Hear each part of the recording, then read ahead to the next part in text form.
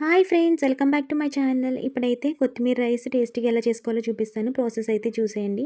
ముందుగా మిక్సీ గిన్నె తీసుకొని దీంట్లోకి ఒక కట్ట కొత్తిమీర నీట్గా క్లీన్ చేసుకొని యాడ్ చేసుకున్నాను. అలాగే జింజర్ కూడా యాడ్ చేసుకున్నాను.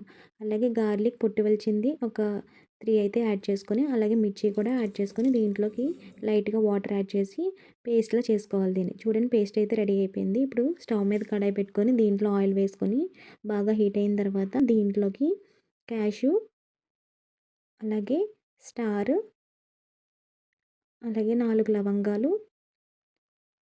2 యాలకులు, దాల్చిన చెక్క,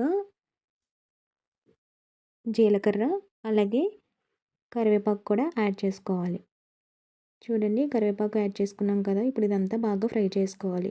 బాగా ఫ్రై అయిపోయిన తర్వాత ఇప్పుడు దీంట్లోకి ముందుగా కట్ చేసి పెట్టుకున్న ఆనియన్ పీసెస్ వేసుకొని బాగా ఫ్రై చేసుకోవాలి.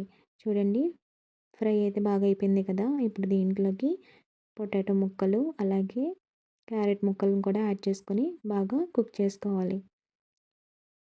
ఇప్పుడు దీంట్లోకి రుచికి తగినంత సాల్ట్ యాడ్ చేసుకొని, అలాగే చిటికెడు పసుపు కూడా యాడ్ చేసుకోవాలి. ఇప్పుడు ఇదంతా బాగా ఫ్రై అయిపోవాలి.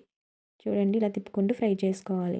ఫైనల్గా అయితే ఫ్రై అయిపోయినాయి కదా. ఇప్పుడు దీంట్లోకి ముందుగా పేస్ట్ చేసి పెట్టుకున్న పేస్ట్ అంతా యాడ్ చేసుకోవాలి. ఇప్పుడు ఇదంతా పచ్చివాసన పోయేంత వరకు మొత్తం అంతా కలుపుకుంటూ పచ్చివాసన అంతా పోవాలి. ఆయిల్ అయితే పైకి రావాలి. ఇప్పుడు దీంట్లోకి ముందుగా కుక్ చేసి పెట్టుకున్న రైస్ని కూడా యాడ్ చేసుకొని మొత్తం అంతా కలుపుకోవాలి.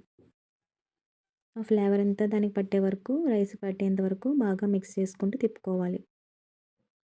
చూడండి, ఇక్కడ చూపించిన విధంగా మొత్తం చూడండి ఎలా తిప్పుకుంటూ కలుపుకోవాలి. ఫైనల్గా అయితే దీంట్లోకి కొత్తిమీర యాడ్ చేసుకొని సర్వ్ చేసుకోవడమే. టేస్ట్ అయితే చాలా బాగుంటుంది. మీరు కూడా ట్రై చేయండి. వీడియో నచ్చితే లైక్ చేయండి, షేర్ చేయండి, సబ్స్క్రైబ్ చేసుకోండి.